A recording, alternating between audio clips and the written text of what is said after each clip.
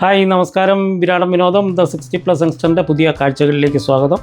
നിങ്ങളിപ്പോൾ ഈ കാണുന്ന ഒരു റെയിൻബോ ബ്രിഡ്ജ് ഉണ്ടല്ലോ, ഈ ബ്രിഡ്ജ് ഒരു നാടിൻ്റെ ഒരുപാട് കാലത്തെ സ്വപ്നത്തിൻ്റെ സാക്ഷാത്കാരത്തിൻ്റെ ഭാഗമാണ്. ഇതാണ് കേരളത്തിലെ പാമ്പൻ പാലം.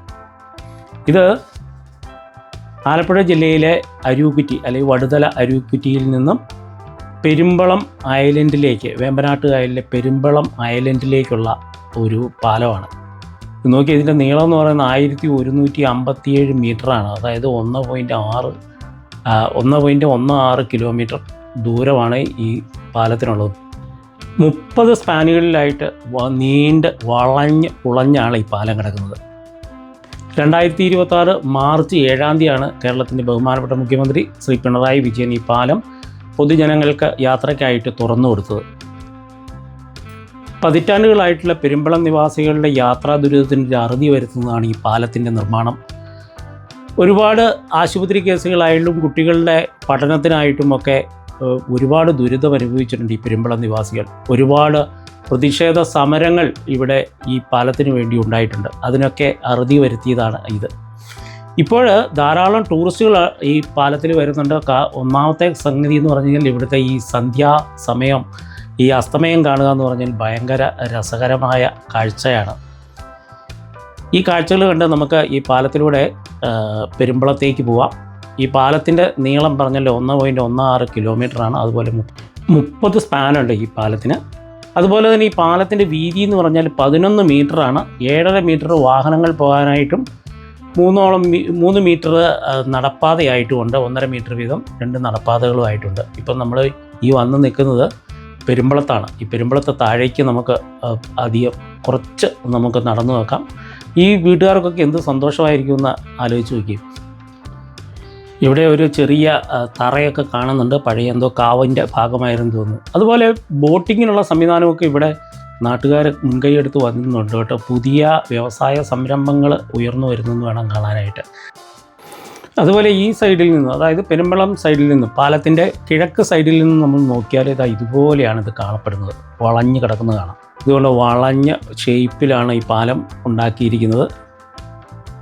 വളരെ എന്താ പറയുക, കാണാനായിട്ട് ഭയങ്കര രസകരമാണ്. ഊരാളുങ്കലാണ് ഇതിൻ്റെ നിർമ്മാണ ചുമതല നടത്തിയിരിക്കുന്നത്. അതുപോലെ ഈ നിർമ്മാണം തന്നെ വളരെ ചലഞ്ചിങ് ആയിരുന്നു എന്ന് വേണം കരുതാനായിട്ട്. കാരണം വേമ്പനാട്ട് കായലിൻ്റെ അടിവശത്തെ മണ്ണിന് ഈ പറഞ്ഞതുപോലെ അത്ര ഉറപ്പുള്ള സ്ഥലമല്ലല്ലോ. ഈ കിടക്കുന്നതുണ്ടോ, ഇത് തെങ്ങും കുറ്റികളാണ്. ഏതാണ്ട് 8000-ഓളം തെങ്ങും കുറ്റികൾ ഇതുപോലെ ഈ മണ്ണിനെ ഉറപ്പിക്കാൻ വേണ്ടിയിട്ട് ഉപയോഗിച്ചിട്ടുണ്ടെന്നാണ് കണക്ക്. ഇതുമെല്ലാം എസ്റ്റിമേറ്റിൻ്റെ അല്ലെങ്കിൽ ഇതിൻ്റെ ചിലവിൻ്റെ കൂട്ടത്തിൽ വരുന്നിട്ടുണ്ട് കേട്ടോ. ഈ പാലത്തിൻ്റെ അടിയിലൂടെ നമുക്ക് അപ്പുറത്തേക്ക് കിടക്കുമ്പോൾ അവിടെ അവിടെ നിന്നുള്ള കാഴ്ചകൾ നമുക്കൊന്ന് കാണാം.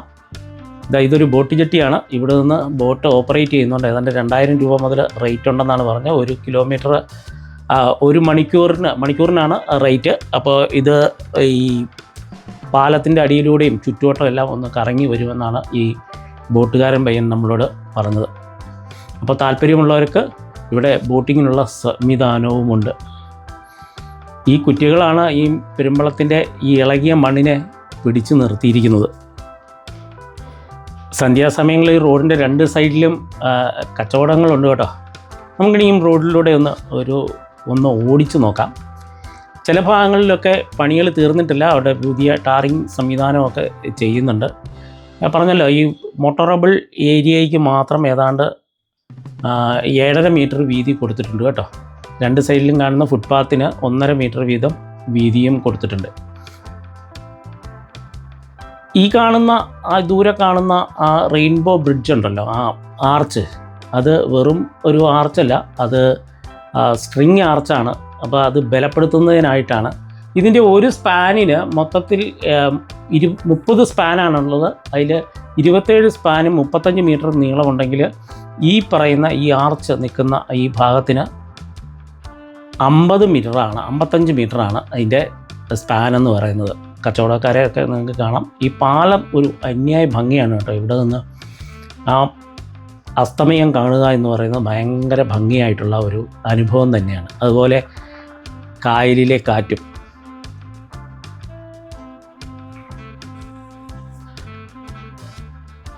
ഒരുപാട് ആൾക്കാർ ഇവിടെ കാഴ്ചകൾ, ഈ പാലത്തിൻ്റെ കാഴ്ചകൾ കാണാനായിട്ട് വരുന്നുണ്ട്. എനിക്ക് തോന്നുന്നത് രാമേശ്വരത്തെ പാമ്പൻ പാലം പോലെ തന്നെ ഇതും ഒരു കാലത്ത് പ്രശസ്തമാകുമായിരിക്കും. മറ്റൊരു വരുമാന മാർഗമായിട്ട് ഇവിടവും ഈ പ്രദേശത്തുകാർക്ക് മാറും എന്ന് നമുക്ക് പ്രതീക്ഷിക്കാം. ഈ പാലത്തിൻ്റെ അടിയിലൂടെ ഹൗസ് ബോട്ടുകൾക്ക് കടന്നു പോകാനുള്ള പാകത്തിന് തന്നെയാണ് ഇത് ഉയർത്തി പണിതിരിക്കുന്നത്. അതുകൊണ്ട് തന്നെ മറ്റ് ശല്യങ്ങളൊന്നും ഉണ്ടാകുന്നുമില്ല. അങ്ങനെ നമ്മൾ വടുതല പ്രദേശത്തേക്ക് എത്തി, മെയിൻ ലാൻഡിലേക്ക് എത്തി. ഇതാണ് വടുതല. ഈ പാലവും ഈ പ്രദേശവും നമ്മുടെ രാമേശ്വരം പാമ്പൻ പാലം പോലെ പ്രശസ്തമാകട്ടെ എന്ന് ആഗ്രഹിക്കുന്നു. വീഡിയോ നിങ്ങൾക്ക് ഇഷ്ടപ്പെട്ട് കാണുമെന്ന് കരുതുന്നു. ഇഷ്ടപ്പെട്ടാൽ തീർച്ചയായും ലൈക്ക് ചെയ്യുക, കമൻറ്റ് ചെയ്യുക, ഷെയർ ചെയ്യുക. അതുപോലെ ആദ്യമായിട്ടാണ് നിങ്ങൾ ഈ ചാനൽ കാണുന്നതെങ്കിൽ തീർച്ചയായും ഒന്ന് സബ്സ്ക്രൈബ് ചെയ്യുക. വീണ്ടും അടുത്ത വീഡിയോയുമായി വരുന്നവർ എല്ലാവർക്കും നന്ദി.